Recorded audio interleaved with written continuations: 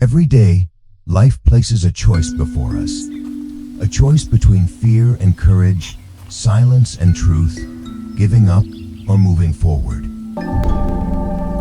The infection, it was too much. I remember. I saw what it did. My sister says they screamed. One of them never survived. And now they want me to allow it to my own child. Then stand with us.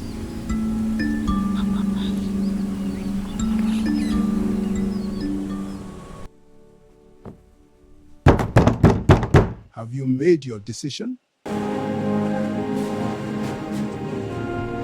Fear can control a man, or the truth can set him free.